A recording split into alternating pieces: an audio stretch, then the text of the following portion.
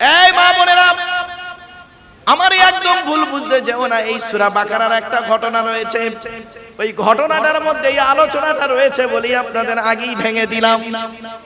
ঘটনাটা কি এবার শুনুন, ভালো করে শুনে নিন মা বোন বাবাজি যুবক ভাইরা। ঘটনাটা কি ভালো করে শুনে নিন। মুসা নবীর জামানায়, কোন নবী? জোরে বলুন। মুসা নবীর জামানায় দুই বন্ধু ছিল। ভালো করে ঘটনাটা শুনে নিন, কেন উত্তরটা পেয়ে যাবেন। কেন ওর নাম হলো সূরা বাকারা? মারাত্মক ঘটনা একটা আছে, ঘটনাটা কি একটু শুনেন। মুসা নবীর জামানায় দুই বন্ধু ছিল, খুব অন্তরঙ্গ বন্ধু। একজন বন্ধুর একটা সুন্দরী মেয়ে ছিল।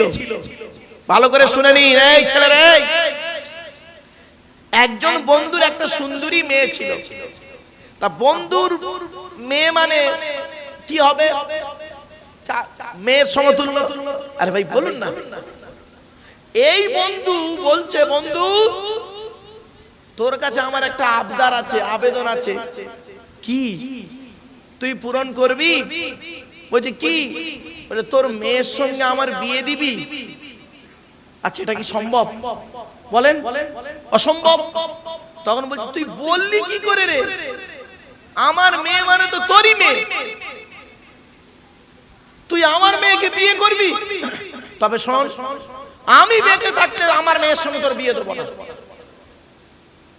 এ বন্ধু দেখলো যে ও বেঁচে থাকতে ওর মেয়ের সঙ্গে আমার বিবাহ দেবে না, তাহলে ও মরে গেলে ওর মেয়েটা এতিম হবে, আর এতিম মেয়েকে বিয়ে করতে কোনো বাধা নেই। ও করলো কি? ওর বন্ধুকে মার্ডার করে দিল। শুনে নিন ঘটনাটা। মার্ডার করে দিল, লাশটা পড়ে আছে। আর ওই লাশের সামনে চিৎকার করে করে বলছে, আমার বন্ধুকে কে মেরেছে তার বিচার চাই, তার ফাঁসি চাই, তার এই চাই তাই চাই। কিছু বুঝতে পারছেন কথাটা? এলাকার লোকজন জড়ো হয়ে গেছে, গিয়ে বলছে কি ব্যাপার ভাই, তোর তো অন্তরঙ্গ বন্ধু, মারলোটাকে? বলে তাই তো বলছি, আমার বন্ধুকে কে মেরেছে তার বিচার চাই। সত্যি তো, কেউ ভুলেও বিশ্বাস করে না যে বন্ধু মেরে বন্ধুর হয়ে অত চেল্লাচ্ছে। কেউ বিশ্বাস করবে? তখন শুনে নিন ঘটনাটা, কেন সূরার নাম বাকারা। এবারে এলাকার মানুষেরা বললো এই একটা কাজ কর। বলে কি? বলছে আমাদের এলাকায় একটা এই দুই ভাই আছে, মুসা আর হারুন, ওরা নাকি নবী। ওদের যা বলবে ওরা নাকি ওদের আল্লাহকে জিজ্ঞাসা করে সব বলে দেবে। চল মুসার কাছে চল। বলে এলাকার মানুষেরা করলো কি? মুসা নবীর কাছে গেল। ঘটনাটা শুনে নিন। মুসা নবীর কাছে গেল, গিয়ে বলল মুসা, এই লোকটা তোমার কাছে এসেছি, তোমার আল্লাহ, তোমার তাওরাত কিতাব তোমার উপরে এসেছে, এটা সত্য না মিথ্যা? তুমি সত্য নবী কিনা প্রমাণ হবে আজকে। বলছে কি? বলছে এই লোকটাকে কে মেরেছে সেই হত্যাকারীকে খুঁজে বের করে দিতে হবে। যদি তুমি বের করতে পারো তাহলে আমরা তোমাকে সত্য বলে মেনে নেব। কিছু বুঝতে পারছেন ঘটনাটা? মুসা নবী করলেন, বললেন ভাই দেখো, আমার নিজস্ব বলার কোনো ক্ষমতাই নেই। যিনি আমাকে নবী করে পাঠিয়েছেন, রাসূল করে পাঠিয়েছেন, আমি তাকেই জিজ্ঞাসা করছি। ক্লিয়ার? মুসা নবী আল্লাহকে বললেন, আল্লাহ একটা বড় সুযোগ পেয়ে গেছি, যদি ওই হত্যাকারীকে কে মেরেছে, ওই মৃত ব্যক্তিকে কে মার্ডার করেছে, যদি হত্যাকারীর নামটা যদি আপনি আমাকে বলে দেন, আমি যদি ওদেরকে সঠিক প্রমাণ দিয়ে বলে দিতে পারি, ওরা ইসলামের মধ্যে প্রবেশ করবে, তাওরাতের মধ্যে প্রবেশ করবে, আপনার দ্বীনের মধ্যে প্রবেশ করবে। আল্লাহ আপনি দয়া করে বলে দিন। আল্লাহ কিন্তু ভালো রকম জানেন ও বেটাদের বললেই ওরা করবে কি উল্টো ব্যাক নেবে। দেখবেন কিছু মানুষ আছে, দেখবেন সহজে কোনো জিনিস মেনে নেয় না, আছে না? হাজারো বোঝালেও বুঝবে না। আবার কত মানুষ আছে দেখবেন সামান্য বোঝালেই জিনিসটা বুঝে নেয়। ব্যাস চুপ। এরপরে মুসা নবী যখন আল্লাহকে বলেছে, আল্লাহ বলছেন এবার শুনুন, আল্লাহ বলছে মুসা ওদেরকে বলো একটা গরু জবে করতে। কি বলল? ইন্নাল্লাহা ইয়া'মুরুকুম আন তাযবাহু বাকারা। আল্লাহ পাক বলে দিলেন, নিশ্চয়ই আল্লাহ বললেন ওদেরকে বলো ওরা যেন একটা বাকারা গরু জবাই করে। বলে জবাই করে কি হবে? আল্লাহ বলে গরু জবাই করার পরে ওই গরুর চামড়া নিয়ে গোশত নিয়ে এক টুকরো গোশত নিয়ে করবে কি? ফাকুল্লা তরিবহু বিবাউদিহা কাযালিকা ইউহয়িল্লাহুল মাউতা ওয়া ইউরীকুম আয়াতিহি লাআল্লাকুম তাকিলুন। ওই এক টুকরো মাংস নিয়ে, গরুর গা থেকে এক টুকরো মাংস নিয়ে ওই মৃত ব্যক্তির গায়ে মারবে।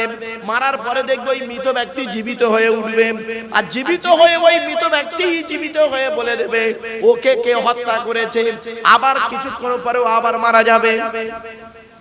মারাত্মক ঘটনা তো, চলো চলো তাই হবে বলে। এবার বলছে আচ্ছা বাবা বলেন তো, একটা ছোট্ট প্রশ্ন করি এর মাঝখানে। আমি যদি আপনাদের এখনই বলি ভাই আমাকে এক গ্লাস পানি দিন, তা একজন ব্যক্তি কমিটির একটা ছেলেকে এক গ্লাস পানি নিয়ে চলে আসবে, এটাই তো উত্তর হয়ে গেল নাকি? আরে ভাই বলুন না। নাকি কমিটির ছেলেটা ওখান থেকে প্রশ্ন করবে, স্যার হুজুর কাঁচের গ্লাস না প্লাস্টিকের গ্লাস, কলের পানি না টিউবওয়েলের পানি? প্রশ্ন করবে। পানি চেয়েছে, হুজুরের পানি দেওয়ার একটা বোতল নিয়ে চলে আসবে, কি একটা গ্লাসে করে এক গ্লাস পানি নিয়ে, যে কোনো আমি বলেছি এক গ্লাস পানি। তা আল্লাহ বললো ওদেরকে বলো একটা গরু জবাই করতে। তো ওরা একটা গরু ধরে এনে জবাই করে দিলে ঝামেলা মিটে যেত। ব্যাস কি করছে দেখো, ওরা বলছে মুসা তোমার আল্লাহকে একবার জিজ্ঞাসা করো তো, গরু তো অনেক রকমের আছে, হেলে গরু আছে, গাই গরু আছে, কোন গরুটা জবাই করতে হবে? আল্লাহ বললেন মুসা দেখলে ওদেরকে গরু জবাই করতে বলেছে, একটা গরু জবাই করলে ঝামেলা মিটে যেত। ওরা ওটা না করে প্রশ্ন করছে আবার, তাহলে ওদের বলে দাও এমন গরু জবাই করো যে গরু জীবনে কোনোদিন হাল কাঁদে নেই। তার মানে কি গরু বুঝতে পারছেন? মানে বকনে বাছুর যেটাকে বলা হয়। তারপর আচ্ছা এবার বুঝতে পেরেছি। আচ্ছা মুসা মুসা মুসা শোনো শোনো শোনো, তোমার আল্লাহকে আবার একবার জিজ্ঞাসা করো তো, আমাদের এলাকায় গরুর রং অনেক রকম, কালো আছে, লাল আছে, হলুদ আছে, সাদা আছে, তা কোনটা চাই? আল্লাহ বললেন মুসা দেখলে ওদের এরকম চুলকুনি দেখতে পাচ্ছ? তখন আল্লাহ পাক বলে দিলেন ক্বালু দু'উ লানা রাব্বাকা ইউবাইয়িন লানা মা লাউনুহা। তারা মুসা নবীকে বলল, মুসা নবীকে তারা বলল মুসা তোমার আল্লাহকে বলো গরুর রংটা কেমন হবে। আল্লাহ পাক বলে দিলেন ওরে মুসা শোনো, এমন একটা রং ওদের বলবো খুঁজতে খুঁজতে ওদের পায়ে চটি ছিঁড়ে যাবে। ইন্নাহা বাকারাতুন সাফরাউ ফাকিউল লাউনুহা তাসরুরুন নাযিরিন। এমন একটা গরুর নাম বলেছে শুনে নিন, গাঢ় হলুদ গরু খুঁজে আনো। এখন ওই এলাকায় একটাই লোকের গরু ছিল গাঢ় হলুদ, একটাই লোকের গরু আছে গাঢ় হলুদ। তার কাছে গিয়েছে, তার কাছে গিয়ে বলছে ভাই তোর গরুটা দিয়ে জবাই করবো। বলে ভাই পিরি পিরি গরু হবে না, এক পাল্লায় গরু অপর পাল্লায় সোনা। বলে দে। এবার জেদ কি জিনিস দেখুন, বলে তাই দেবো। এক পাল্লায় গরু অপর পাল্লায় মাল দিল, দিয়ে গরুটাকে নিয়ে আসলো, নিয়ে এবার গরুকে জবাই করবে। আল্লাহ পাক বললেন মুসা রে ওরা তো ঈমান সহজে আনবে না, তবে আমি তোমাকে ওরা প্রশ্ন করেছি প্রমাণটা দেওয়ার জন্য আমি তোমাকে বলে দিলাম। তারা করলো কি, ওই মাংস এক টুকরো নিয়ে যখন ওই মৃত ব্যক্তির গায়ে মারলো, মারার পরে মৃত ব্যক্তি জীবিত হয়ে বলছে ওরে গ্রামের মানুষেরা শোন, আমার হত্যাকারী অন্য কেউ নয়, এই বন্ধুই হলো আমার হত্যাকারী। বলে কারণ হলো আমার কলিজার টুকরা সুন্দরী মেয়েকে বিবাহ করার লোভে, সুন্দরী মেয়েকে বিবাহ করার লোভে আমাকে হত্যা করেছে। এই ঘটনাকে কেন্দ্র করে সূরাটির নাম রাখা হলো সূরাতুল বাকারা। ঘটনাটা অনেক বড়, আমি জাস্ট আপনাদের বোঝার। মুরব্বি চলে যাচ্ছে নাকি বাবা? বয়স্ক লোক, অবাক। আর কতক্ষণ হবে? আধা ঘন্টা হবে? হ্যাঁ, আর চলবে? তার মানে কি জানে, খুব বড় টেনশন হয় জানে। হট করে একজন উল্লি বুকের বোঝে ধাস করে ধাক্কা মারে, ওই মনে হয় 500 টাকা কেটে নিল কমিটি। রাখতে রাখেন না, এমনি বললাম বাবা। ভাই দেখেন ও লোকটা উঠেছে, ও চলে যাচ্ছে। লাস্টে গোটা কত বাচ্চাকে নিয়ে মনে যেত, অসুবিধা হবে। একবার তাকবীর দেন, নারায়ে তাকবীর, নারায়ে তাকবীর। একবার দরুদ শরীফ, আল্লাহুম্মা, জোরে জোরে।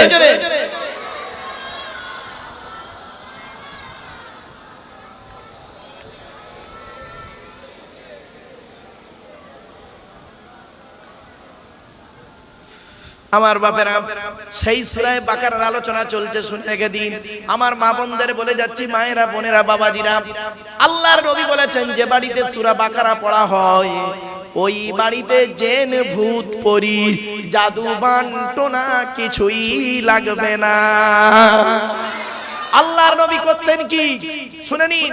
আল্লাহর নবী যাকে রাষ্ট্রপতি বানাতেন, যাকে রাজ্যপাল বানাতেন, গভর্নর বানাতেন, কোন রাজ্যের গভর্নর যখন নবীজি বানাতেন, যে ব্যক্তি সূরা বাকারা, সূরা আল ইমরান ভালো করে জানতেন তাকেই গভর্নর বানিয়ে দিতেন। কারণ সূরা বাকারার মধ্যে রয়েছে সমস্ত রকমের আলোচনা, হারাম, হালাল, বৈধ, অবৈধ, তলাক থেকে শুরু করে একদম সবকিছুর আলোচনা, নবীদের ঘটনা, সবকিছুর আলোচনা, বেশিরভাগ আলোচনা সূরা বাকারার মধ্যে আছে।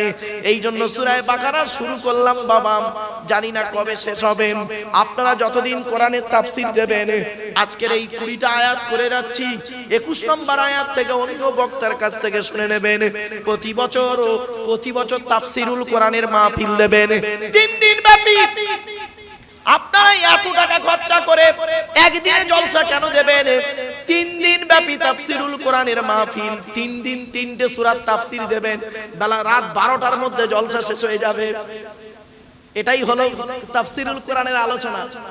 আর এসব তো করে না, এখন খালি কিসসা কাহিনী, এ মাথা ও মাথা সে মাথা করে বক্তব্য শেষ।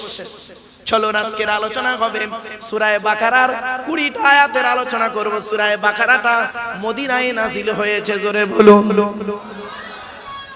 এবার আসছি সূরা বাকারার প্রথম আয়াতটা কি? আলিফ লাম মিম, যালিকাল কিতাবু লা রাইবা ফীহি হুদাল লিল মুত্তাকিন আল্লাযীনা ইউমিনুনা বিল গায়বি ওয়া ইউকিমুনাস সালাতা ওয়া মিম্মা রাযাকনাহুম ইউনফিকুন ওয়াল্লাযীনা ইউমিনুনা বিমা উনজিলা ইলাইকা ওয়া মা উনজিলা মিন ক্বাবলিক ওয়া বিল আখিরাতি হুম ইউকিনুন উলাইকা আলা হুদাম মির রাব্বিহিম ওয়া উলাইকা হুমুল মুফলিহুন। মুসলমানের বাচ্চা, তোমরা কোরআন শোনার পরে একটু জোরে সুবহানাল্লাহ বলতে পারছো না? আর উল্টো পাল্টা কিসসা কাহিনী শুনে জোরে সুবহানাল্লাহ বলবে?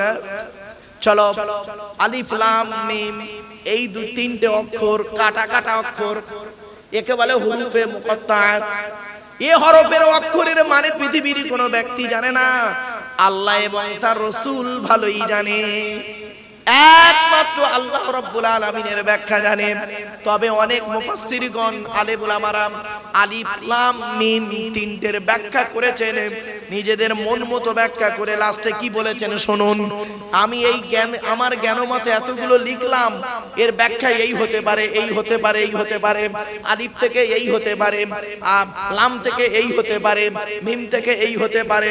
কেউ বলেছে আলিফে আল্লাহ, লামে লা ইলাহা ইল্লাল্লাহ, মিমে মুহাম্মাদুর রাসূলুল্লাহ। আবার অনেক আলোচনা রয়েছে বাপ। ছোট্ট একটা কথা আপনাদের বলে যাচ্ছি, শুনে নিন। এ থেকে জেড পর্যন্ত অ্যালফাবেট বলে তো? আরে বাপ বলেন না। আচ্ছা, এ অক্ষরটা আগে কেন বলুন? এ অক্ষরটাকে আগে দেওয়া আছে কেন? বিটা দিলে ক্ষতি কি ছিল? অ থেকে চন্দ্রবিন্দু চাঁদ, অ অক্ষরটা আগে কেন? আর আলিফ থেকে ইয়া পর্যন্ত আলিফ অক্ষরটা আগে কেন? আপনি বলবেন আমি আলিফে আল্লাহ। একজন অমুসলিম, সে আল্লাহ মানে না, সে ভাষা শিখতে এসেছে, সে আলিফে আল্লাহ মানবে কেন? ঠিক না বেঠিক? অমুসলিম, সে আল্লাহ বিশ্বাস করে না, সে আলিফে আল্লাহ মানবে না। কি বুঝলেন? আলিফ শব্দের অর্থ কি? আগে আলিফ শব্দের অর্থটা বলে যাচ্ছি, শুনে কে বলবো? আরে আলিফ শব্দের অর্থ হলো ভালোবাসা। প্রত্যেকটা ভাষা লেখার সময় বাঁ দিক থেকে ডান দিকে চলে যায়, আর আরবি ভাষা লেখার সময় বাম দিক থেকে ডান দিকে আসে। ঠিক না বেটি? আরে এটাই জানানো হয়। অনেক ভাষা হৃদয় থেকে বের হয়ে যায়, আরবি এমন একটা ভাষা হৃদয়কে আঁকড়ে নিয়ে নেয়। আল্লাহ নবী বলেছেন তিনটে কারণে তোমরা আরবিকে ভালোবাসো। আর জান্নাতের ভাষা হলো আরবি। আমি মুহাম্মদুর রাসূলুল্লাহ সাল্লাল্লাহু আলাইহি সাল্লাম, আমার ভাষা হলো আরবি। আর 3 নাম্বার হলো কোরআনের ভাষা হলো আরবি। উহিব্বুল আরবি সালাস, নবীজি বললেন তিনটে কারণে আরবিকে ভালোবাসো। 1 নাম্বার হলো জান্নাতের ভাষা হলো আরবি, 2 নাম্বার হলো কোরআনের ভাষা হলো আরবি, 3 নাম্বার নবীর ভাষা হলো আরবি। আমি মুহাম্মাদুর রাসূলুল্লাহ সাল্লাল্লাহু আলাইহি সাল্লাম, আমার ভাষা হলো আরবি। ওরে বাবা, আলিফ মানে প্রেম, ভালোবাসা, মহব্বত। ছোটবেলায় আপনারা একটা সিরিয়াল দেখেছিলেন, এখন আর সিরিয়ালটা ভালো চলে না। আলিফ লায়লা, মনে পড়ছে? তার মানে কি? লায়লার প্রেম, প্রেম, আলিফ মানে প্রেম, ভালোবাসা। তাহলে 1 নাম্বার আলিফ থেকে আল্লাহ। কেউ বলেছেন, আমরা আজকে ধর্মীয় আলোচনা করছি সেই জন্য আলিফে আল্লাহ। কেউ বলেছেন লামে লা ইলাহা ইল্লাল্লাহ মুহাম্মাদুর রাসূলুল্লাহ, আর মিম থেকে মুহাম্মাদুর রাসূলুল্লাহ। এবার আসছি, আল্লাহর পরিচয় বলে দিয়েছি, লা ইলাহা ইল্লাল্লাহর পরিচয়টা বলি। মনে রাখবেন, ইলাহুন শব্দের অর্থ হলো মাবুদ। ভালো করে শুনে নিন, আল্লাহ হলেন একক, আহাদ। আল্লাহ আহাদ, আল্লাহ ওয়াহিদ নন। ওয়াহিদুন মানে এক, আহাদুন মানে এক। যা ওয়াহিদুন মানে এক, যা 2 আছে বা থাকতে পারে। আহাদুন মানে এক, যা 2 হয় না। তাই আল্লাহ পাক বলে দিলেন কুল হুয়াল্লাহু আহাদ। নবী তুমি বলো আল্লাহ হলেন একক। কি আমার চা দিতে আসছো? না বাপ, লাগবে না চা, লাগবে না বাপ। এই অবস্থাতেই যদি আল্লাহ মৃত্যু দিয়ে দেয়, অতি যথেষ্ট। এটাই হবে আমার জীবনের শেষ ওয়াজ। ঠিক না ঠিক বাপ? বাস্তব আপনাদের বলে যাচ্ছি, আমি যখনই স্টেজে উঠি বাপ, এই নিয়েতেই উঠি যে আল্লাহ পাক যদি এই অবস্থাতেই আমাকে মৃত্যু দিয়ে দেয়, এটাই আমার জীবনের শেষ ওয়াজ। হতে পারে না। আল্লাহ, আমার কিচ্ছু দরকার নেই বাপ। আল্লাহ যদি আমাকে কিয়ামতের মাঠে বলে মারুফ, ওরে আব্দুল্লাহ গিল মারুফ, তোরা আমি সব মাফ করে দিলাম, এইটুকুই যথেষ্ট, আর কিছু লাগবে না। মারুফ, তোরে তো মাফ করে দিলাম, যা তুই পৃথিবীতে যা করেছিস তোকে মাফ করে দিলাম, ব্যাস। এইটুকু যদি আল্লাহ বলেন, ওটাই আমাদের যথেষ্ট। ঠিক না বেটি?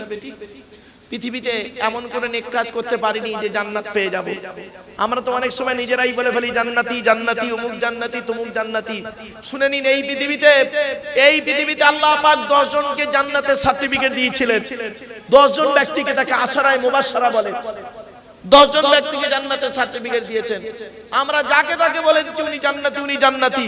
ওরে বোকা, তাকে জিজ্ঞাসা কর ও নিজে জান্নাতে যাবে কিনা, ও নিজে জান্নাতে যাবে কিনা জিজ্ঞেস কর। এত সহজ জিনিস নয় বাবা। চলো না এগিয়ে যাচ্ছি।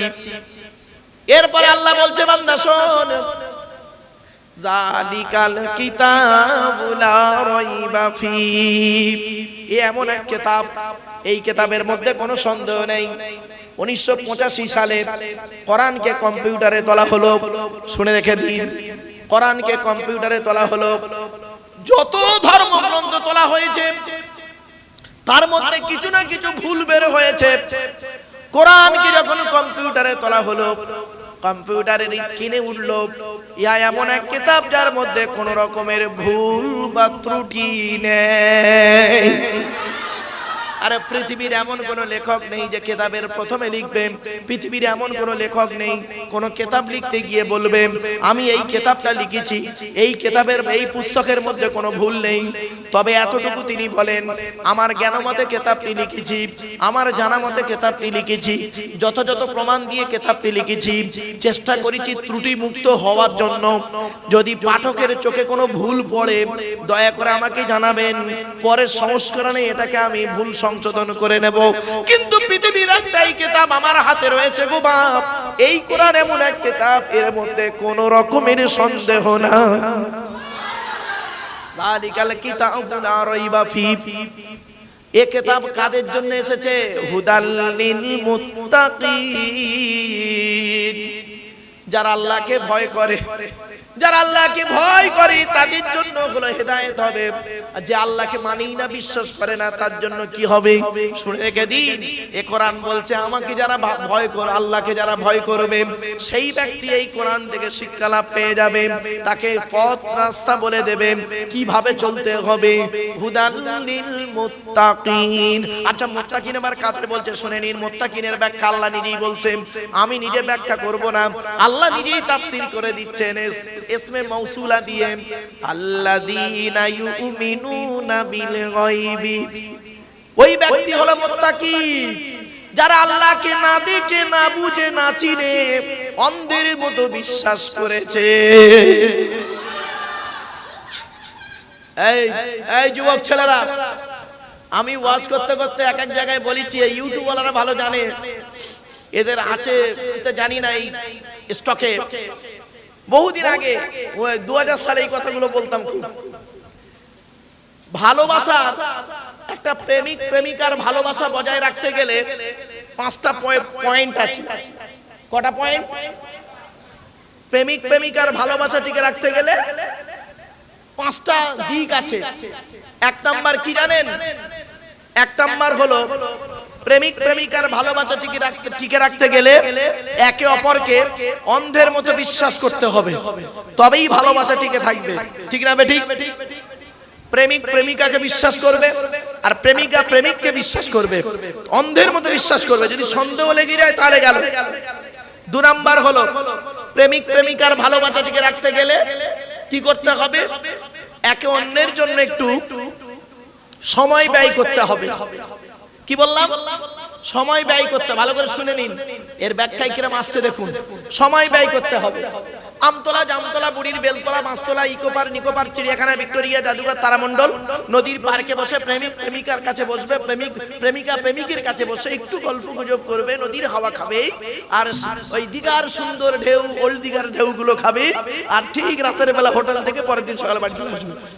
চলো 2 নাম্বার, প্রেমিক প্রেমিকার ভালোবাসা টিকে রাখতে গেলে কি করতে হবে?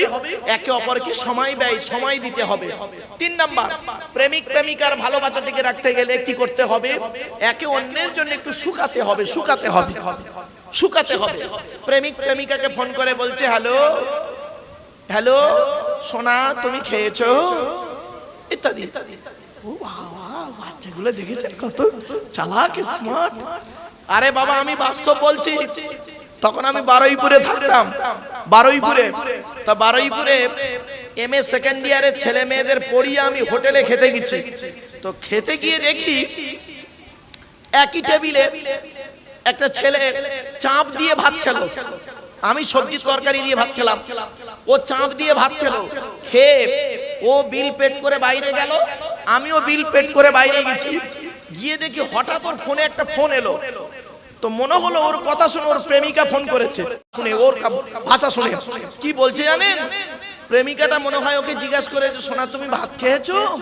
এ কি বললো জানেন? সোনা তুমি না ভাত খাওয়া পর্যন্ত আমি কোনোদিন খেয়েছি। আমি তখন মনে মনে বলছি, চিল্লে বলবো, ওরে ভাই ওরে বোন, এ মাল চাপ দিয়ে খেয়ে তোকে ফোন করছে। চলো চলো লেট মি ফিনিশ, এদিকে প্লিজ অ্যাটেনশন। 3 নাম্বার কি? প্রেমিক প্রেমিকার ভালোবাসা টিকে রাখতে গেলে কি করতে হবে? একে অন্যের জন্য শুকাতে হবে। আমি ব্যাখ্যাটা বলে দিচ্ছি কোরআন থেকে আয়াত দিয়ে। এই প্রথম প্রথম শুনতে কেমন লাগবে, কিন্তু কোরআনে আয়াত দিয়ে যখন বলবো অটোমেটিক আপনাদের মুখ থেকে সুবহানাল্লাহ বেরিয়ে আসবে। দেখুন তাহলে 1 নাম্বার হলো কি? প্রেমিক প্রেমিকার ভালোবাসা টিকে রাখতে গেলে কি করতে হবে? অন্ধের মতো বিশ্বাস করতে হবে। 2 নাম্বার, প্রেমিক প্রেমিকার ভালোবাসা টিকে রাখতে গেলে কি করতে হবে? একে অন্যের জন্য একটু সময় ব্যয় করতে হবে। 3 নাম্বার, প্রেমিক প্রেমিকার ভালোবাসা টিকে রাখতে গেলে কি করতে হবে? একে অন্যের জন্য একটু শুকাতে হবে। 4 নাম্বার, প্রেমিক প্রেমিকার ভালোবাসা টিকে রাখতে গেলে কি করতে হবে? একে অন্যের জন্য একটু গিফট পাঠাতে হবে। Gift gift. 1 জানুয়ারি 1 বৈশাখ বাদ দিয়ে ছেঁড়া রুমাল হলেও যথেষ্ট। যাই হোক, আমার প্রেমিকা দিয়েছে, আমার প্রেমিক দিয়েছে, স্পেশাল গিফট। যাই হোক। আর 5 নাম্বার হলো প্রেমিক প্রেমিকার ভালোবাসা টিকে রাখতে গেলে কি করতে হবে? জীবনে একবার চোখে দেখা করতে হবে। এই বাচ্চা, চোখে দেখতে হবে, একবার দেখা করতে হবে, তবেই প্রেমটা ভালো থাকবে। ধরুন জাস্ট একটা উদাহরণ দিচ্ছি, 9732 পরে 6টা নাম্বার জুড়ে দেবেন আনাড়ির মতো, যে কোনো একটা জায়গায় লাগবেই লাগবে 100%। তো ধরুন একটা ছেলে 9732 পরে 6টা নাম্বার জুড়ে দিয়েছে, যে কোনো এক জায়গায় লেগেছে, একটা মেয়ের গলা পেয়েছে, দেখবেন ছেলেটা ঘন ঘন ফোন করবে। তো ধরুন মুরব্বি বুঝতে পারছে কে বলেছে। চলুন, তো 9732 পরে একটা 6টা নাম্বার জুড়ে দিয়েছে, প্রেমিক প্রেমিকা ফোন হয়ে গেছে। ছেলেটা মেয়েটাকে কোনোদিন দেখেনি, 2 বছর প্রেম করেছে। ছেলেটা মেয়েটার সঙ্গে 2 বছর প্রেম করার পরে মেয়েটা ছেলেটাকে বলছে, সোনা তুমি কেমন নাইজেরিয়ান মাল, আমার দেখতে একবার মন চাইছে।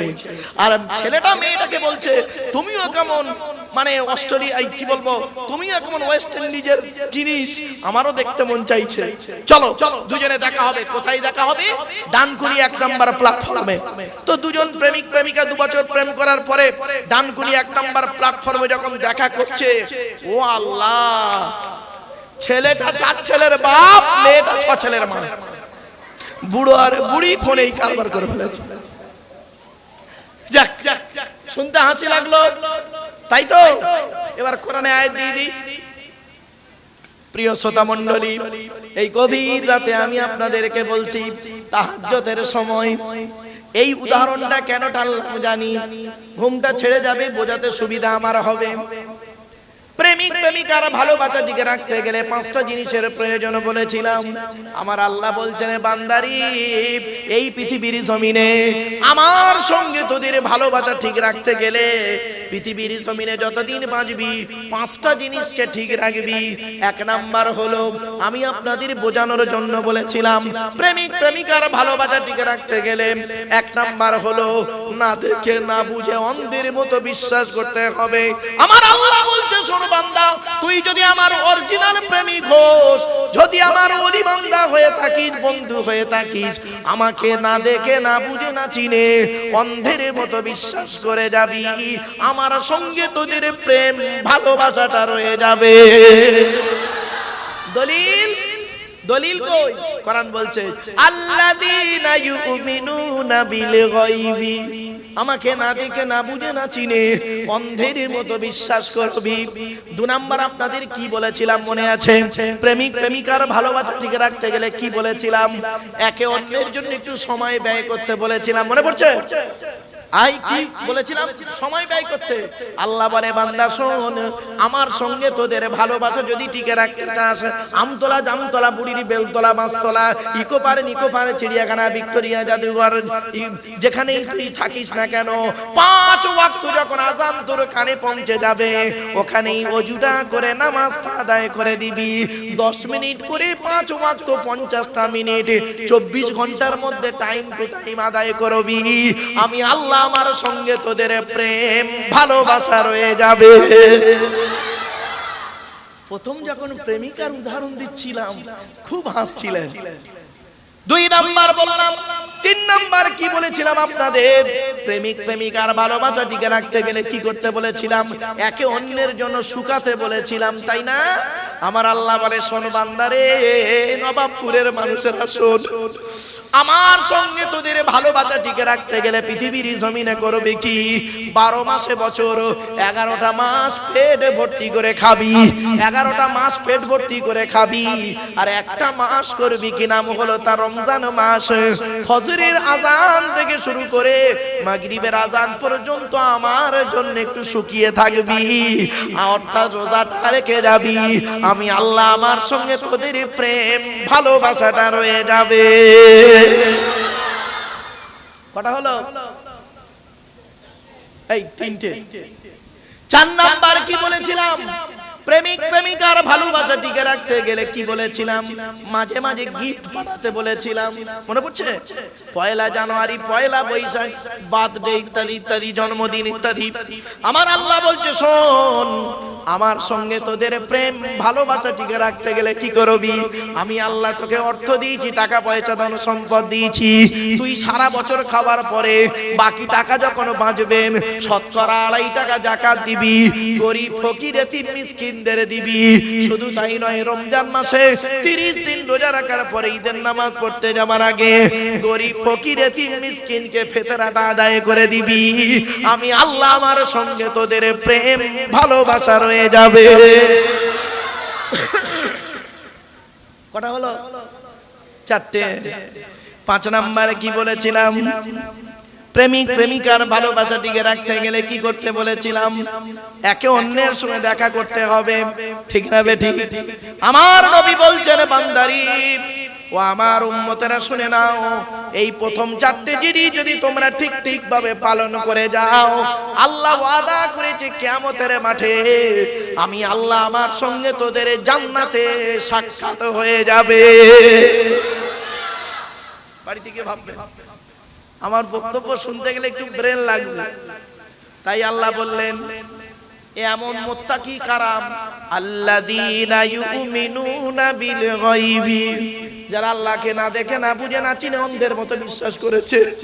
2 নাম্বার হলো ওয়া ইউকিমুনাস সালাত, যারা নামাজ কায়েম করেছে।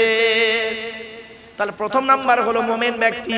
মুমিন হতে গেলে সর্বনিম্ন হলো 5টা গুণ, আর সর্বাধিক হলো 30টা গুণ কোরআনে আছে, আর হাদিসে আছে 70টা গুণ। 30 আর 70 100টা গুণ যার মধ্যে আছে সেই লোকটা হলো খাঁটি মুমিন। 100টা গুণ থাকতে হবে। চলুন আমি সংক্ষেপে বলে দিচ্ছি বাবা।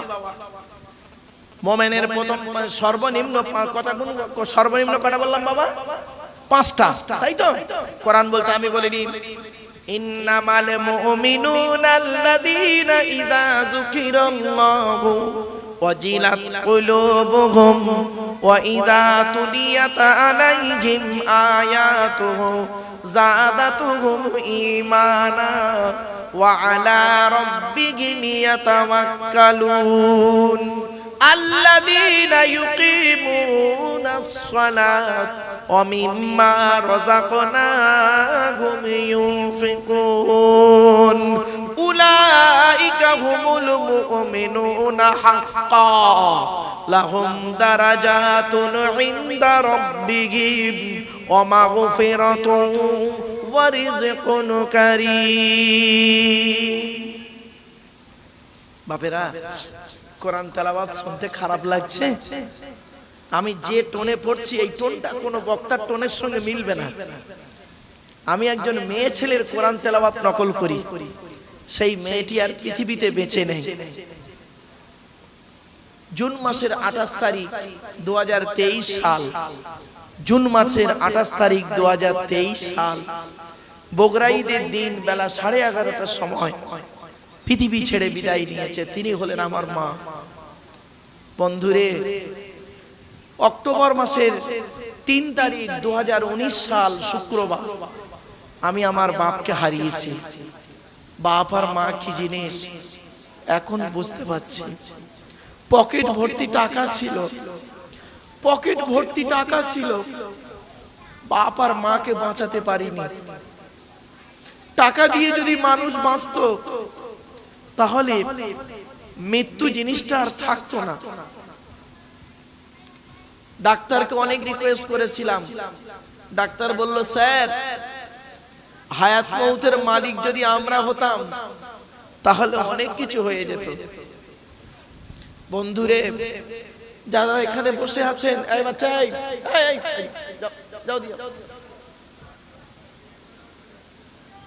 যারা এখানে বসে আছেন, মা বোনেদের বলি, মায়েরা বোনেরা, মা চলে গেছে, বাপ চলে গেছে।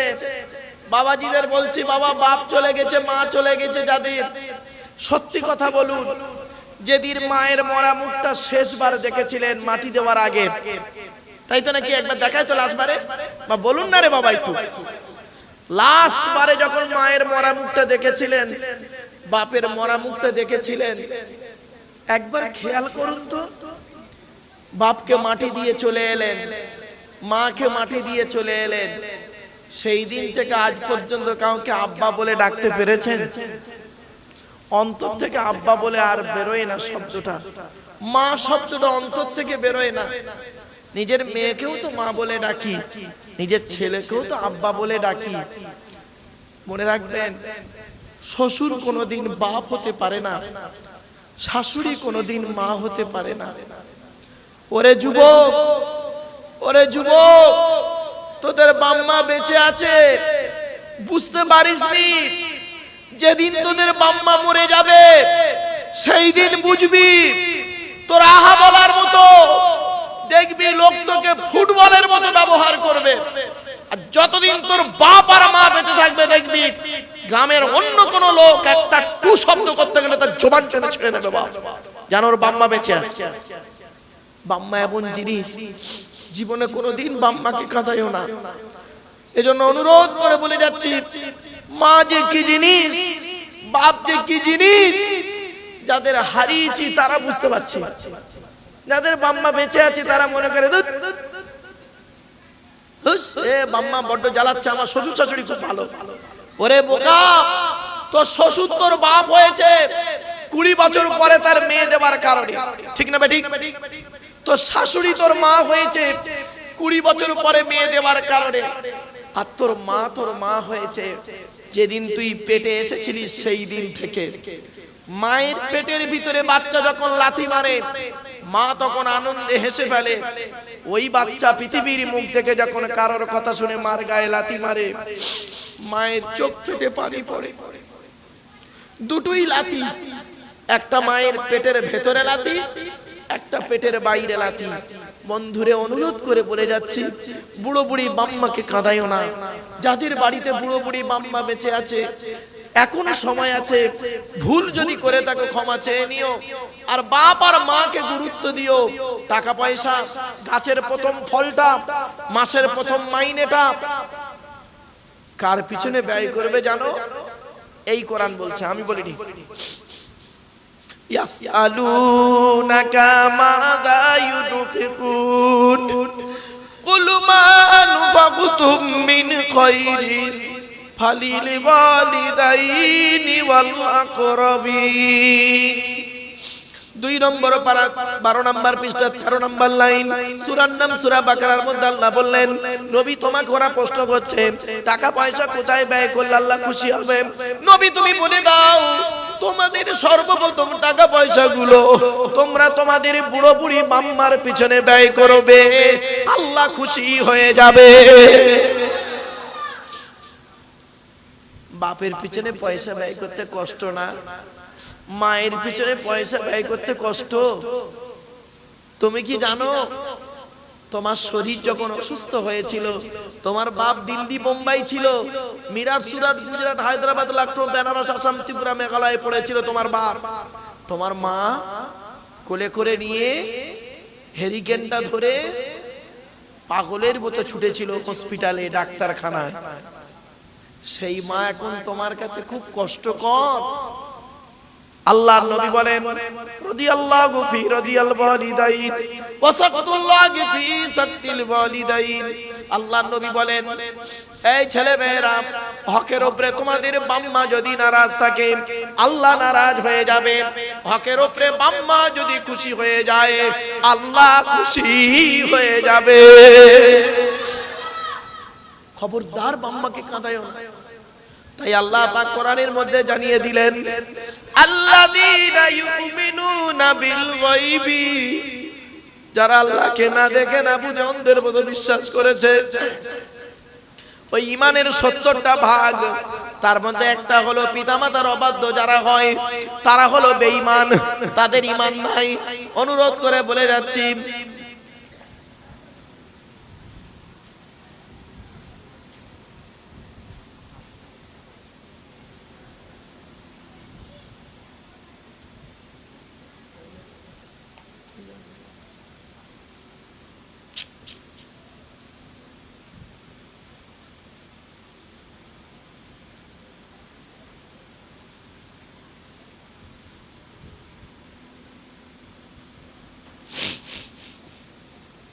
কিসের ওয়াজ করছিলাম এতক্ষণ?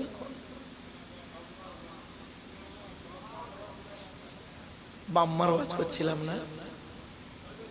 আমার খুব অন্তরঙ্গ ছেলে, খুব ভালোবাসা আমার। কিছুক্ষণ আগে ওর বাপ ইন্তেকাল করেছে, ইন্না লিল্লাহি ওয়া ইন্না ইলাইহি রাজিউন।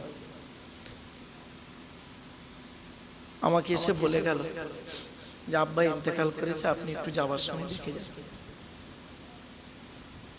বলুন, ভাবুন, আজকের ভাবুন বসে ছেলেটার কি হচ্ছে মনটা। সেম হয়েছিল আমার বাপ যেদিন চলে গিয়েছিল, আপনার বাপ যেদিন চলে গিয়েছিল। আমি বক্তব্যের শুরুতেই প্রথমে একটু হাসাচ্ছিলাম, রসালো কথা বলছিলাম। কেন জানেন? পরিবেশটাকে তৈরি করতে গিয়ে। ভাবতে পেরেছেন? এই কিছুক্ষণ আগেও আমার সঙ্গে দেখা করে গেল, এই ঘন্টা দুই আগে, মানে স্টেজে ওঠার আমি এখানে 8টার সময় এসেছি, এসে দেখা করে গেল, ভাইজান আমি আসছি আপনার ওয়াজ শুনবো, এসে আমি আপনার এখানে বসে ওয়াজ শুনবো। আমি বললাম ঠিক আছে, তুমি যাও, কোথায় কি করবে নাকি, কার কি চিকেন কিনে দেবে, ব্যাস। কি বুঝলেন আপনারা? অন ক্যামেরার সামনে বসে আছি আমি, আল্লাহর আলোচনা করছি, কোরআনের আলোচনা। বাম্মা কি জিনিস? কাল থেকে ছেলেরা কাউকে আব্বা বলে ডাকতে পারবে না। মাটি হয়ে যাওয়ার পর থেকে অন্তর দিয়ে কাউকে আব্বা বলে ডাকতে পারবে না। ভাবতে পেরেছেন? আমরা দোয়া করব আল্লাহ তাকে জান্নাত নসিব করুন, বলুন আল্লাহুম্মা আমিন। চলো একবার দরুদ শরীফ, আল্লাহুম্মা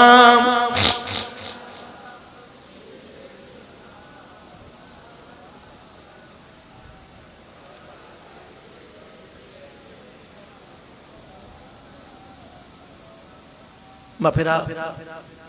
আল্লাহর নবীর আরো হাদিস রয়েছে, যতদিন বাম্মা বেঁচে আছে মনে রাখবে, বাম্মাকে কোনোদিন কাঁদায় না। বলা হয়েছে মা মিন ওয়ালাদিন বাররিন ইয়ানজুরু ইলা ওয়ালিদাইহি নাযারা রাহমাতিন ইল্লা কাতাবাল্লাহু লাহু বিকুল্লি নাযরাতিন হাজ্জাতাম মাবরুর। সকালবেলা ঘুম থেকে উঠে যদি কোনো ছেলে মেয়ে তার বাপ আর মায়ের মুখের দিকে যদি দয়ার নজরে একবার তাকায়, আর যদি বলে আব্বা তোমার কি লাগবে বলো, ও মা তোমার কি লাগবে বলো, ওই ছেলে মেয়ের নামায় আমল নামায় একটা মকবুল হজের সওয়াব লিখে দেওয়া হয়। ভাবতে পেরেছেন? বাবা, যাদের মাম্মা অন্ধকার নীরব নগরে চলে গেছে, যাদের মাম্মা অন্ধকার নীরব নগরে চলে গেছে, অনুরোধ করে বলে যাচ্ছি, নবীজি বলেছেন, আমি বলিনি, মা মিন ওয়ালাদিন বাররিন ইয়ানজুরু ইলা ওয়ালিদ। শুধু তাই নয়, আল্লাহর নবী বলেছেন, যাদের মাম্মা মারা গেছে জুমার দিনে বাপ আর মায়ের কবরটা জিয়ারত করো। বাপ আর মায়ের কবরটা জিয়ারত করো। কোন ছেলে যদি জুমার দিনে বাপ আর মায়ের কবরটা একবার জিয়ারত করে, ওই ছেলের দোয়ার ওসিলায়, ওই ছেলের দোয়ার ওসিলায় বাম্মার কবরটাকে আল্লাহ আলোয় আলোকিত করে দেয়। এজন্য অনুরোধ করে বলে যাচ্ছি, বাপ খাঁটি ইমানদার হতে গেলে আল্লাহর আলোচনা করলেই নবীর আলোচনা আসবে, আর আল্লাহ নবীর আলোচনা করলেই বাম্মার আলোচনা আসবে। কিছু বুঝতে পারছেন? এজন্য যুবকদের বলে যাচ্ছি, বাপ যতদিন বাঁচবে চারজনকে খুশি রাখবে। এক নাম্বার, তুমি তোমার রব আল্লাহকে খুশি করো, তুমি আল্লাহকে খুশি করো, আল্লাহ তোমার সব দায়িত্ব নিয়ে নেবে। দুই নাম্বার, তুমি তোমার নবীকে খুশি করো, অর্থাৎ নবী যেভাবে খেয়েছে সেইভাবে খাও, নবী যেভাবে চলেছে সেইভাবে চলো, নবী যেভাবে ঘুমিয়েছে সেইভাবে ঘুমাও, নবী যেভাবে জীবন যাপন করেছে সেইভাবে জীবন যাপন করো, নবীর কথা মতো জীবন যাপন করো। তিন নাম্বার হলো জন্মদাতা বাপকে লক্ষ্য রাখো, জন্মদাতা বাপকে কোনোদিন কাঁদাইও না, আর অভাগিনী মাকে কোনোদিন কাঁদাইও না। এই চারজনকে যদি পুরুষ তুমি খুশি রাখতে পারো, তুমি জান্নাতি জান্নাতি জান্নাতি। চারজনকে খুশি করো, জান্নাত পাবে ইনশাআল্লাহ। মায়ের দোয়া, বাপের দোয়া কেমন দেখবেন? চলুন ছোট্ট একটা উদাহরণ দিচ্ছি। বাইজিদ বোস্তামি রহমাতুল্লাহ আলাইহি নাম শুনেছেন? বাইজিদ, একদম সংক্ষেপে ছোট্ট একটা ঘটনা, এখান থেকে শিক্ষা নেওয়ার জন্য কথাটা বলা। বাইজিদ বোস্তামি রহমাতুল্লাহ আলাইহি, তার মা সন্ধ্যারাতে একটু পানি চেয়েছে। উনি করেছেন কি, পানি আনতে গিয়েছে, এসে দেখছে মা ঘুমিয়ে পড়েছে। তো সারা রাত গ্লাসটা ধরে দাঁড়িয়ে আছে। ফজরের আজান হচ্ছে, ঘুমটা ভেঙে গেছে, দেখছে আমার কলিজার টুকরা বাইজিদ গ্লাস ধরে দাঁড়িয়ে আছে। সঙ্গে সঙ্গে বলছে, কি বাবা তুমি দাঁড়িয়ে কেন আব্বা? বলছে, মা সন্ধ্যারাতে পানি চেয়েছিলেন, এসে দেখছি ঘুমিয়ে পড়েছে, তাই গ্লাসটা ধরে দাঁড়িয়ে আছি, পানি পান করাবো। সঙ্গে সঙ্গে মা ওযু করে ফজরের নামাজ পড়ে নামাজের পানিতে বসে নামাজের পরে আল্লাহর কাছে দোয়া চাইছে। বলছে, আল্লাহ আমার বাইজিদকে তুমি জামানার আবেদ বান্দা বানিয়ে দাও। মায়ের দোয়ার ওসিলায় বাইজিদ আল্লাহর আবেদ বান্দা হয়েছে। জোরে বলো। বাইজিদ বোস্তামি রহমাতুল্লাহ আলাইহি যদি মায়ের দোয়া আল্লাহর ওলি হতে পারে, আপনি কেন পারেন না? আপনি আপনার মায়ের দোয়া নিতে পারেন না? কেন পারবেন না? শুধু তাই নয়, বাপের দোয়ার ওসিলা শুনবেন। ছোট্ট উদাহরণ, হযরত ইব্রাহিম আলাইহিস সালাতু ওয়াস সালাম, ইব্রাহিম নবী যখন করেছেন কি, কাবা ঘর তৈরি করা ছিল, যখন নতুন করে সংস্কার করছিলেন, বেটা ইসমাইলকে বলছে, বাবা ওখান থেকে পাথরগুলো নিয়ে আসো। ইসমাইল নবী মাথায় করে পাথর আনছেন, ইব্রাহিম নবী সুন্দর করে গেঁথে দিচ্ছেন কাবা ঘরটাকে। আর গাঁথতে গাঁথতে যখন ইসমাইল নবী ঘেমে গেছেন, ইব্রাহিম নবী তখন বাচ্চারা কষ্ট দেখে সহ্য করতে না পেরে বলেছিলেন, রব্বানা ওয়া বা'আথ ফীহিম রাসূলাম মিনহুম ইয়াতলু আলাইহিম আয়াতিকা ওয়া ইউআল্লিমুহুমুল কিতাবা ওয়াল হিকমাতা ওয়া ইউযাক্কিহিম ইন্নাকা আনতাল আজিজুল হাকীম। 1 নম্বর পারার 19 নম্বর পৃষ্ঠা 2 নম্বর লাইন, সূরার নাম সূরা বাকারা। ইব্রাহিম নবী দোয়া করছে ছেলের জন্য, আল্লাহ আমার এই বেটা ইসমাইলের বংশের ভেতর থেকে একটা রাসূল পাঠাইও, সেই রাসূল মানুষকে তেলাওয়াত করে শোনাবে, সেই রাসূল মানুষকে জ্ঞানের শিক্ষা দেবে, কিতাবের শিক্ষা দেবে, সেই রাসূল যেন মানুষকে পবিত্র করতে পারে। বাপের দোয়ার ওসিলায় ইসমাইল নবীর বংশধরের মধ্য থেকে একটা নবী এসেছেন, তিনি হলেন আখিরি জামানার শেষ নবী। এই জন্য মুহাম্মদ সাল্লাল্লাহু আলাইহি ওয়াসাল্লাম বলতেন, আমি হলাম 2 জবিউল্লাহর ছেলে, আমি 2 জবিউল্লাহর ছেলে। একটা হলো ইব্রাহিম জবিউল্লাহর ছেলে আমি, আর একটা হলো আমার দাদু আব্দুল মুত্তালিব জবে করেছিলেন উট, 100 টাকার উট, অনেক ইতিহাস বই।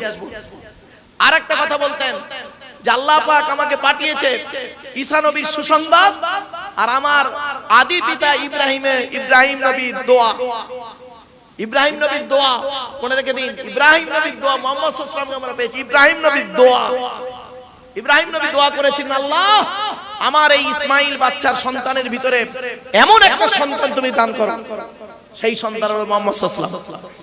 আর ঈসা নবী কি বলেছিলেন? দলিল কোরআন, وَإِذْ قَالَ عِيسَى ابْنُ مَرْيَمَ يَا بَنِي إِسْرَائِيلَ إِنِّي رَسُولُ اللَّهِ إِلَيْكُمْ مُصَدِّقًا لِمَا بَيْنَ يَدَيَّ مِنَ التَّوْرَاةِ وَمُبَشِّرًا بِرَسُولٍ يَأْتِي مِن بَعْدِ اسْمُهُ أحمد فلما جاءهم بالبينات قالوا هذا سحر مبين 28 নম্বর পারার 19 নম্বর 28 নম্বর পারার 11 নম্বর পৃষ্ঠা।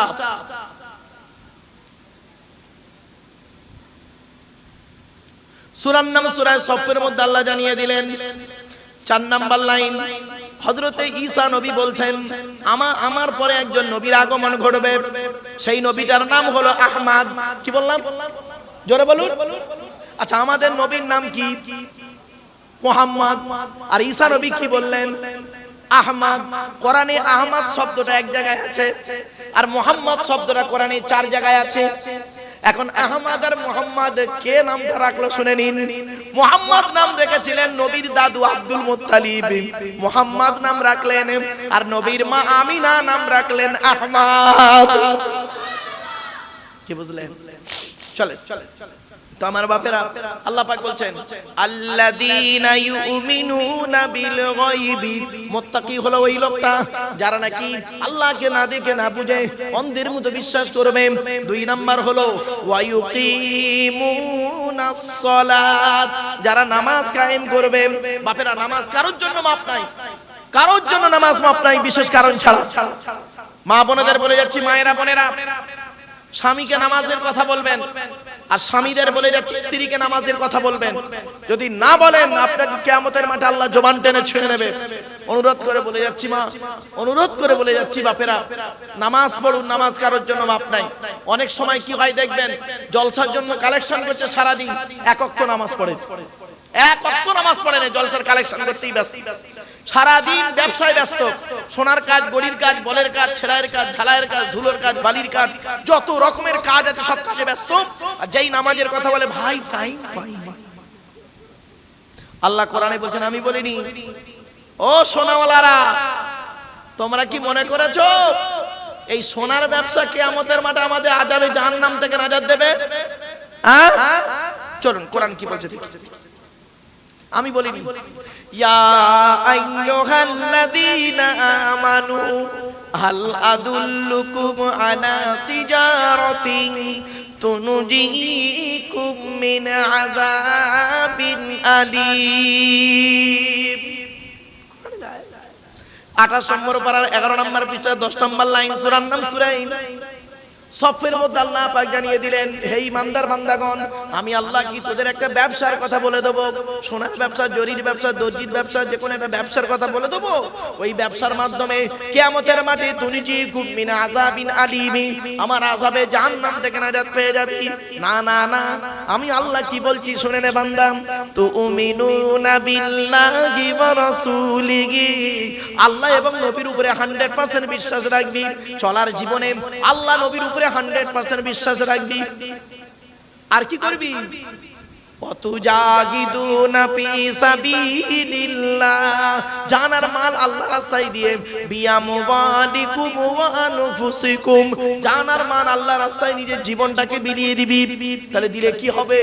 যালিকুম খায়রুল লাকুম, ওটাই হবে তোদের জীবনের সবথেকে উত্তম কাজ।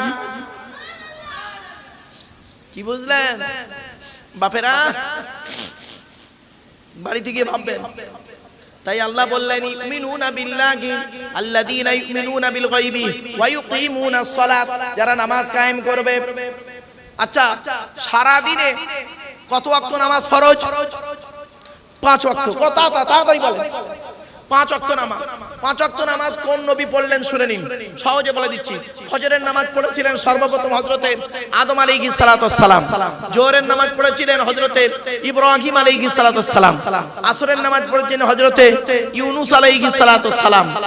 আর মাগরিবের নামাজ পড়েছিলেন, আচ্ছা এশার নামাজ পড়েছিলেন মুহাম্মদ সাল্লাল্লাহু আলাইহি ওয়াসাল্লাম। এবারে মাগরিবের নামাজ পড়েছিলেন কে? তার আগে একটা প্রশ্ন করি, আচ্ছা বলুন ফজরের ফরজ নামাজ ক রাকাত?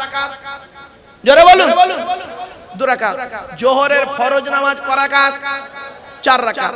আসরের ফরজ নামাজ ক রাকাত? এশার ফরজ নামাজ ক রাকাত? সব জোর জোর না? আর মাগরিবের ফরজ নামাজ ক রাকাত? কেন এটা বেজোড় কেন? সব জোর আর এটা বেজোড় কেন? শুনে নিন, মাগরিবের নামাজ সর্বপ্রথম কে পড়েছিলেন? বলেছিলাম মনে আছে, সুলাইমান নবীর বাপ দাউদ বলে একজন নবীর কথা বলেছিলাম, মনে পড়ছে? সুলাইমান নবীর বাপ দাউদ নবীর কাছে 2 জন নারী এসেছিল বিচার করতে। সুলাইমান নবীর বাপ দাউদ নবী বিচার করে দিলেন। ওই বিচার করে যখন চলে যাচ্ছেন, গেটে দাঁড়িয়েছিলেন সুলাইমান নবী। সুলাইমান নবী দ্বিতীয়বার বিচারটা করেছিলেন। দাউদ নবী দেখলেন আমার বিচারের থেকে আমার ছেলের বিচারটা একদম যথাযথ যুক্তিযুক্ত হয়েছে। সঙ্গে সঙ্গে আল্লাহর কাছে কাঁদাকাটা করতে করতে উনি করলেন কি, সেই সময় ছিল মাগরিবের সময়, সূর্য ডোবার সময়। ওই সময় উনি করেছেন কি, 4 রাকাতের নিয়ত করে বেখেয়ালি বেচারা 3 রাকাতে বসে পড়েছিলেন। মাগরিবের নামাজ এই জন্য 3 রাকাত আছে। ব্যাপক আলোচনা। চলো এবার আসছি সারা দিনে কত ওয়াক্ত নামাজ ফরজ? 5 ওয়াক্ত নামাজ ফরজ, ফজর, জোহর, আসর, মাগরিব, এশা। শুধু তাই নয়, সঙ্গে আরো কিছু নামাজের কথা যখন এলো আরো অনেক প্রশ্ন আসবে, উত্তরগুলো বলে দিচ্ছি, শুনে নিন। আচ্ছা, প্রত্যেক ওয়াক্তের নামাজের আগে আজান হয় কবার? এটা বলুন না রে ভাই, একটু একবার, তাই তো? জুম্মার দিনে আজান হয় কবার? কেন? ঈদের নামাজের খুতবা, ঈদের নামাজের খুতবা নামাজের আগে হয় না পরে হয়? নামাজের পরে। আর জুম্মার আজান নামাজের খুতবা ঈদ নামাজের আগে না পরে? কেন? শুধু তাই নয়, জুম্মার নামাজ 2 রাকাত আর জোহরের নামাজ 4 রাকাত। জোহরের পরিবর্তে তো জুম্মা, তো ওটা 2 রাকাত কেন, এটা 4 রাকাত কেন? এই জন্য বলি বাবা, কেনর উত্তরগুলো একটু জানার চেষ্টা করবেন, অনুরোধ করে বলে যাচ্ছি। শুধু তাই নয়, সারা দিনে 48 রাকাত নামাজ। ফজরের 4 রাকাত, জোহরের 12 রাকাত, আসরের 8 রাকাত, মাগরিবের 7 রাকাত, এশার 17 রাকাত, টোটাল মিলে হলো 48 রাকাত। 1 মিনিট করে সময় দিলে 48 মিনিট। তাও আল্লাহ বলে তোদের 48 মিনিটও তোরা তো সময় দিস না। অনুরোধ করে বলে যাচ্ছি, বাপ নামাজ কারোর জন্য মাপ নাই। নামাজ কি করে শুনে কে দিন, ইন্নাস সালাতা তানহা আনিল ফাহশাই ওয়াল মুনকার। নামাজ বেআয়ামি বেহারামি খারাপ কাজ থেকে মানুষকে হেফাজত করে। তাই আল্লাহ পাক বললেন, মুত্তাকি কারা? যারা আল্লাহকে না দেখে না বুঝে বিশ্বাস করবে। আর 2 নাম্বার হলো 5 ওয়াক্ত নামাজ আদায় করবে। ওয়া ইউকিমুনাস সালাত। 3 নাম্বার হলো মিম্মা রাযাকনাহুম ইউনফিকুন। আমি আল্লাহ তাদের ধন সম্পদ দিয়েছি, টাকা পয়সা ধন সম্পদ গুলোকে আল্লাহ রাস্তায় ব্যয় করে যাবে।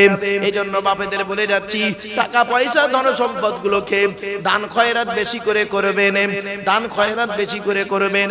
মৃত্যু এসে গেলে আর দান খয়রাত করতে পারবেন না। কোরআন জানিয়ে দিয়েছে, আমি বলিনি, ওয়া আনফিকু মিম্মা রাযাকনাকুম মিন ক্বাবলি আইয়াতিয়া আহাদাকুমুল মাউতু ফায়াকুলা রাব্বি লাউলা আখখারতানি ইলা আজালিন করিব ফাআসাদদাকা ওয়া আকুম মিনাস সালিহিন সূরা মুনাফিকুনের মধ্যে আল্লাহ বলে দিলেন, ওরে মৃত্যু আসার আগে টাকা পয়সা ধন সম্পদগুলোকে আল্লাহর রাস্তায় দান করে যা, মরণ এসে গেলে আর দান করতে পারবি না।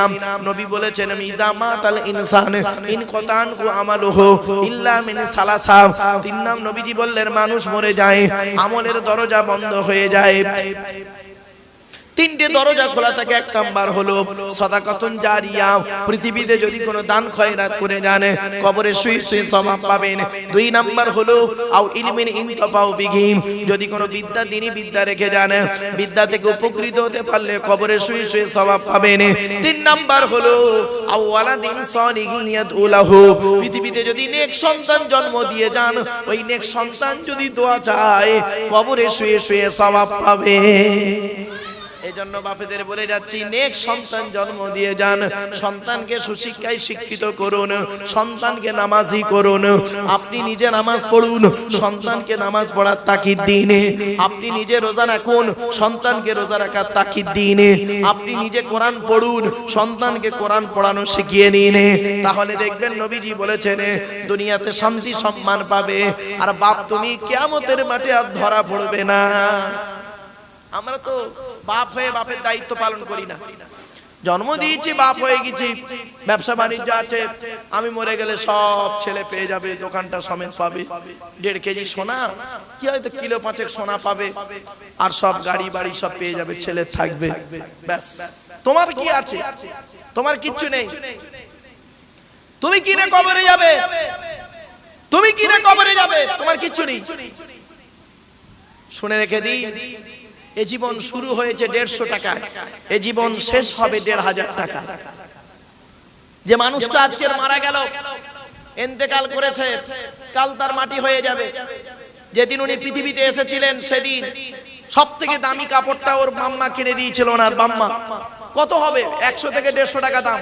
নিজে পড়তে পারেনি, অন্যই পরিয়ে দিয়েছিল। আল্লাহ বলে দেখ, জীবনের প্রথম কাপড় তার দাম 150 টাকা, নিজে পড়তে পারিসনি, অন্যই পরিয়ে দিল।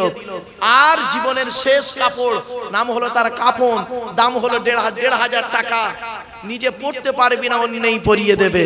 তো জীবনের প্রথম কাপড় 150 টাকা, নিজে পড়তে পারলি না, অন্যই পরিয়ে দিল।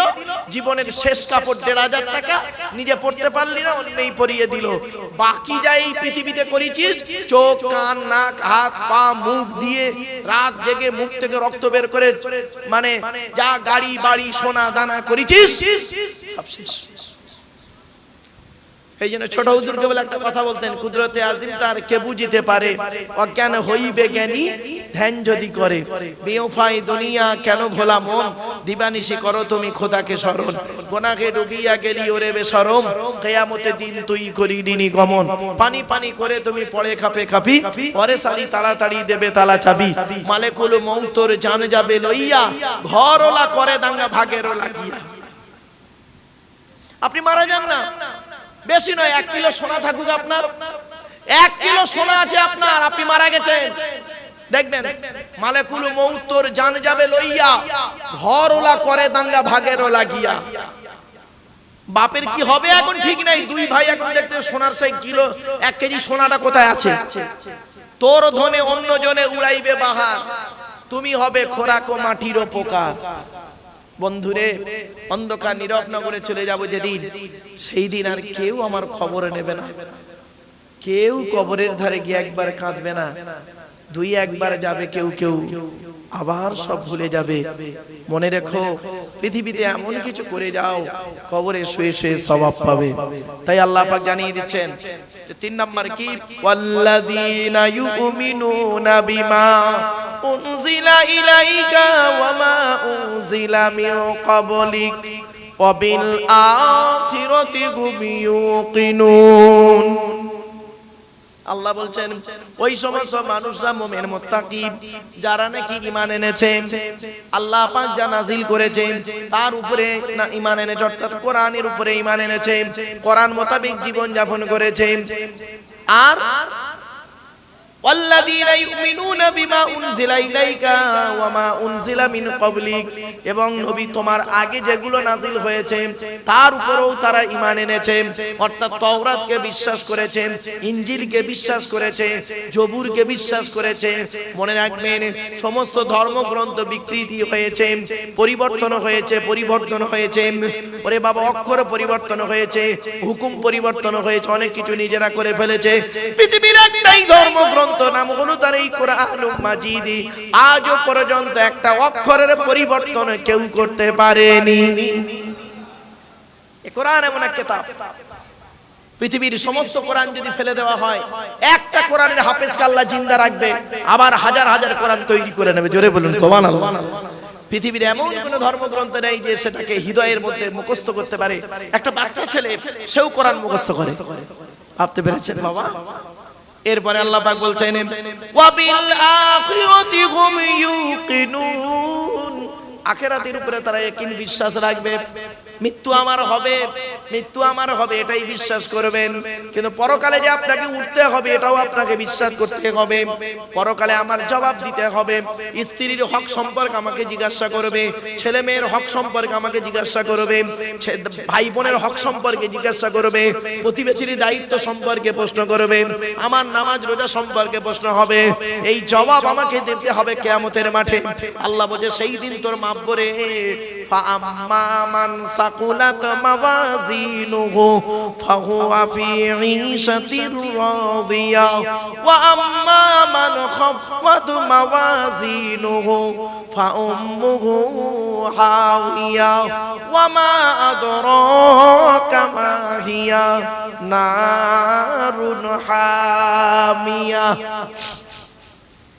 আল্লাহ বলে, সেই দিন যার নেকির পাল্লা ভারী হবে তার ঠিকানা হবে জান্নাত, যার নেকির পাল্লা হালকা হবে তার ঠিকানা হবে জাহান্নাম, হাবিয়া নামক জাহান্নাম। তাই বাপেদের বলে যাচ্ছি, টাকা পয়সাগুলো গুনে গুনে গুনে গুনে জমা করে করে ব্যাংকে না রেখে, আর গুনে গুনে এথায় ওথায় না রেখে দয়া করে একটু আল্লাহর রাস্তায় দান করে যান।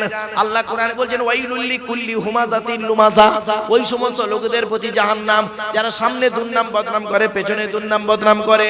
আল্লাযী জামাআ মালা ওয়া আদ্দাদা, যারা টাকা পয়সা ধন সম্পদ গুলোকে জমা করে করে রাখে আর গুনে গুনে রাখে, তারা ধারণা করে, মনে করে এই টাকা পয়সা ধন সম্পদ গুলো আমার চিরস্থায়ী থাকবে। আল্লাহ বলেন, কাল্লা, কখনোই নয়। হুতামা নামক জাহান্নাম পুড়িয়ে সব ছারকার করে দেবো। মনে রাখবি, এই পৃথিবীতে আমি প্রথমেই বলেছিলাম বাবা, নিজের নিজের করেন, আমার আমার করেন, তিনটে জিনিস আমার মনে পড়ছে, তিনটে জিনিস আমার, বাড়ি থেকে বাপের। এরপরে আল্লাহ পাক বলছেন, আখিরাতকে তোকে বিশ্বাস করতে হবে, কিয়ামতের মাঠে তোকে উঠতে হবে। কিয়ামতের সেই দিনের কথা খেয়াল করো। কিয়ামত কবে হবে জানেন বাবা? অসুবিধা হচ্ছে আপনাদের? আর একটু হবে না, বন্ধ করে দেবো? হবে? একবার তাকবীর দেন, নারায়ে তাকবীর, নারায়ে তাকবীর। একবার দরুদ শরীফ, আল্লাহুম্মা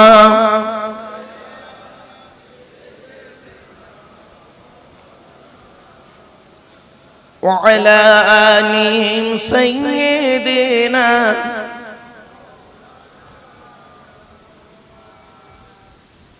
বাপেরা, কিয়ামত কবে হবে শুনে একদিন, পৃথিবী ধ্বংসের লক্ষণ কয়েক কটা ঝপঝপ করে শুনে নিন। এই পৃথিবী শুরু হয়েছে একদিন, এই পৃথিবী ধ্বংস হবে একদিন। পৃথিবী ধ্বংসের কয়েক কটা লক্ষণ কি কি? এক নাম্বার, নবী বললেন পৃথিবী ধ্বংসের লক্ষণ হলো বিদ্যা সমাজ থেকে উঠে চলে যাবে। মাধ্যমিক, উচ্চ মাধ্যমিক, বিএ পাস, এমএ পাস, আলেম, হাফেজ, মাস্টার, ডাক্তার, ইঞ্জিনিয়ার, প্রফেসর বেড়ে গেছে। বুড়ো বুড়ি বাম্মার অনেকে ভাতও দেয় না, খবরও নেয় না, ঠিক না বেঠি? দুই নাম্বার বলা হয়েছে পৃথিবী ধ্বংসের লক্ষণ হলো ওয়ায়ুকসারু জিনা, ব্যভিচার বেড়ে যাবে, ব্যভিচার বেড়ে যাবে। ঘরের ভেতরে এখনো ব্যভিচার চলছে, ঘরের বাইরে এখনো ব্যভিচার চলছে। তিন নম্বরে বলা হয়েছে ওয়ায়ুকসারু শুরুবুল খমার, মদ পান বেড়ে যাবে, মদ খাওয়া বেড়ে যাবে। চার নম্বরে বলা হয়েছে নারীর সংখ্যা বেড়ে যাবে। পাঁচ নম্বরে বলা হয়েছে পিতামাতার অবাধ্য সন্তান হবে, পিতামাতার অবাধ্য সন্তান হবে। ছয় নম্বরে বলা হয়েছে জলোচ্ছ্বাস দেখা দেবে। সাত নম্বরে বলা হয়েছে ভূমিকম্প দেখা দেবে, কোন কোন ভূমিকম্প দেখা দেবে। আট নম্বরে বলা হয়েছে অজানা রোগের আবির্ভাব ঘটবে। তারপরে বলা হয়েছে ইয়াজুজ মেজুজ ইয়াজুজ মাজুজের আবির্ভাব ঘটবে। পৃথিবী ধ্বংসের লক্ষণ হলো অযোগ্য ব্যক্তিরা নেতৃত্ব দেবে, যার যে সম্পর্কে কোনো জ্ঞান নেই।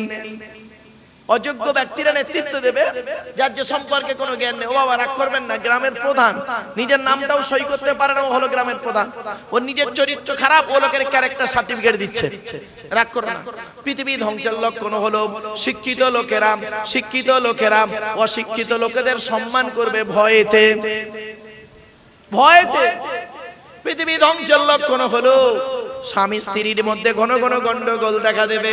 তাই আল্লাহ পাক বললেন এই পৃথিবী ধ্বংস করব কিভাবে, শুনে নাও। কুলু হুয়াল কাদিরু আলা আইয়াবাসা আলাইকুম আযাবাম মিন ফাওকিকুম আও মিন তাহতি আরজুলিকুম আও ইয়ালবিসাকুম শিয়াআ ওয়া ইউযীকা বা'দাকুম বা'সা বা'দ। সূরা আনামের মধ্যে আল্লাহ পাক বলে দিলেন, ওরে দুনিয়ার মানুষ শোনো, হে নবী তুমি বলে দাও আমার আযাব আসবে তিন ধরনের। করকম আল্লাহর আযাব আসবে, তিন রকমের আযাব পৃথিবীতে আল্লাহ দেবে। এক নাম্বার হলো আকাশ থেকে আমি আল্লাহ আযাব দেব। বুঝতে পারছেন? আকাশ থেকে আযাব মানে ঝড় বা বৃষ্টি বাদলা বজ্রাঘাত পড়বে, উল্কা পড়বে, শেষ হয়ে যাবে। দুই নাম্বার হলো আল্লাহ বলে তোদের পায়ের তলা থেকে গজব দেব। তার মানে কি? পায়ের তলা থেকে ভূমিকম্প দেবো, বন্যা দেবো, ডুবিয়ে দেবো। তিন নাম্বার হলো কি? আমি আল্লাহ আর একটা আযাব দেবো, তোদের নিজেদের মধ্যে গন্ডগোল পাকিয়ে তোরা নিজেরাই মারামারি করে শেষ হয়ে যাবি। আল্লাহর নবী আল্লাহর কাছে তিনটে জিনিস চেয়েছিলেন, শুনে নিন। আল্লাহর নবী আল্লাহর কাছে তিনটে দোয়া চেয়েছিলেন, দুটো দোয়া কবুল হয়েছে, একটা দোয়া কবুল হয়নি। শুনে যান কি কি। এক নাম্বার আল্লাহর নবী বললেন, মুহাম্মদ সাল্লাল্লাহু আলাইহি ওয়াসাল্লাম বললেন, ওগো রব্বুল আলামিন দয়াময়, আমার উম্মতদেরকে আল্লাহ পানিতে ডুবিয়ে মেরে দিও না। আমার আল্লাহ বললেন, নবী এ দোয়া আমি আল্লাহ কবুল করে নিলাম। তোমার উম্মতদের জীবনে কোনোদিন আমি আল্লাহ পানিতে ডুবিয়ে মারবো না। যদি তোমার উম্মতের মধ্যে কেউ পানিতে ডুবে মরে যায়, তাকে আমি আল্লাহ শহীদের মর্যাদা দিয়ে দেব। কি বুঝলে? দুই নাম্বার নবীজি বললেন, ওগো রব্বুল আলামিন, আমার উম্মতদেরকে কোনোদিন না খাইয়ে মেরে দিও না। আল্লাহ পাক বললেন, নবী টেনশন নেবার প্রয়োজন নেই, আমি আল্লাহ তোমার উম্মতদেরকে খাইয়ে দাইয়ে ভালো করে তারপর জানটা নেব। আজই মানে একটা মৃত খবর এসেছে বলেতে, নইলে মুডটা একটু চেঞ্জ হয়ে গেল। যাই হোক, তিন নাম্বার দোয়াটা আল্লাহর দরবারে কবুল হয়নি। তিন নম্বরে নবীজি দোয়া করেছিলেন, গো আল্লাহ আমার উম্মতরা যেন নিজেদের মধ্যে মারামারি করে না মরে। আল্লাহ এই দোয়াটাই কবুল করেনি। এ মুসলমান দেখবেন নিজেদের মধ্যেই মারামারি করে, ধর্মের মধ্যে মারামারি করতে শেষ। শুনে নিন, জিহাদের দুটো ভাগ, জিহাদু ফিদ্দিন আর জিহাদু লিদ্দিন। ফি মানে মধ্যে, লাম্মা লি মানে জন্য। তাহলে জিহাদু ফিদ্দিন মানে কি? ধর্মের মধ্যে যুদ্ধ করা। আর জিহাদু লিদ্দিন ধর্মের জন্য যুদ্ধ করা। দুটো এক। ধর্মের জন্য যদি যুদ্ধ করতে গিয়ে যদি আপনি মারা যান, তাহলে শহীদ, জান্নাতি। আর যদি জীবিত ফিরে আসেন, যুদ্ধ জয়লাভ করে ফিরে আসেন, আপনাকে আল্লাহ বলছেন গাজী। গাজী কি বললো? গাজী।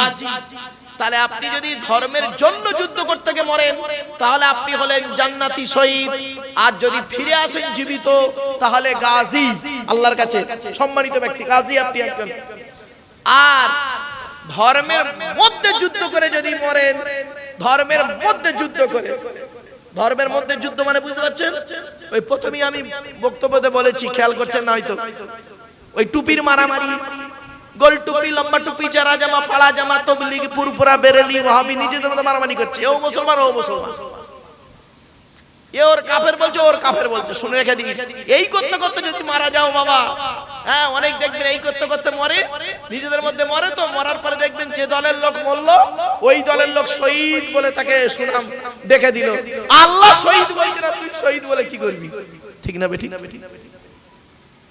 বাড়িতে ভাববেন, খবরদার এই জিনিস থেকে দূরে সরে থাকুন। আল্লাহ পাক কোরআনে বলেছেন, আমি বলিনি, দলিলটা দিয়ে দিচ্ছি। আল্লাহ বলছেন সূরা আরাফের মধ্যে, তওবা সূরা আনামের মধ্যে আল্লাহ বলছেন 8 পারা 9 পৃষ্ঠায়, ইন্নাল্লাযীনা ফাররাকু দীনাহুম ওয়া কানু শিয়া'আন লাস্তা মিনহুম ফি শাইইন ইন্নামা আমরুহুম ইলাল্লাহ সুম্মা ইউনাব্বিউহুম বিমা কানু ইয়াফআলুন। আল্লাহ পাক বলছেন, এ নবী তুমি শুনে নাও, নিশ্চয়ই যারা ধর্মের মধ্যে পৃথক করেছে, ধর্মের মধ্যে বিভেদ তৈরি করেছে, ধর্মের মধ্যে যারা গন্ডগোল পাকিয়েছে, ধর্মের মধ্যে মানুষকে পৃথক করেছে, তাদের সঙ্গে নবী তোমার কোনো সম্পর্ক নেই। হয়েছে? আপনি কি বলছেন? এমন পার্থক্য করে দিয়েছি আমরা মানুষের মধ্যে, একে অপরকে সালাম পর্যন্ত দেয় না। ঠিক না বেঠিক? হতে পারে আপনার মত আলাদা, আমার মত আলাদা। আপনার মতে কোরআন হাদিস ইজমা কিয়াস আছে, আমার মতে কোরআন হাদিস ইজমা কিয়াস আছে। তাহলে আমি আপনাকে কাফের বলে দেব? আপনি কোনদিন একটা ফতোয়া দেখাতে পারবেন যে ইমাম আজম আবু হানিফা রাহমাতুল্লাহ আলাইহি, ইমাম শাফি, ইমাম মালিক, ইমাম আহমদ বিন হাম্বলকে কাফের বলেছে? বলেনি। ইমাম আবু হানিফা রাহমাতুল্লাহ আলাইহি যেদিন ইন্তেকাল করেছেন সেদিন ইমাম শাফির জন্ম হয়েছে। ভালো করে শুনে নিন, ইমাম আবু হানিফা রাহমাতুল্লাহ আলাইহির জন্ম হলো 80 হিজরি, আর ইমাম মালিকের জন্ম হলো 93 হিজরি। কিছু বুঝতে পারছেন? আর 150 হিজরিতে ইমামে আজম আবু হানিফা রাহমাতুল্লাহ আলাইহি ইন্তেকাল করেছেন, আর 150 হিজরিতে ইমাম শাফির জন্ম হয়েছে। তো ইমাম আবু হানিফাকে দেখেছে কে? ইমাম মালিক। তো ইমাম মালিককে গিয়ে ইমাম শাফি প্রশ্ন করছে, ইমাম শাফি ইমাম মালিককে প্রশ্ন করছে, উনি তো ইমাম আবু হানিফাকে দেখেননি। ইমাম শাফি তো বলছে, আমার আইতা আবা হানিফা, আপনি কি আবু হানিফাকে কোনোদিন দেখেছেন? ইমাম মালিককে প্রশ্ন করছে। তখন ইমাম মালিক বলছে, আমি এমন একজন লোককে দেখেছি যিনি যুক্তির মাধ্যমে কাঠকে সোনা বানিয়ে দিতে পারতেন। এমন একজন আলেমকে, এমন একজন মানুষকে আল্লাহ পাক আমাকে দেখিয়েছে। ইমাম আবু হানিফা ইমাম শাফিকে কাফের বলেনি। ইমাম শাফি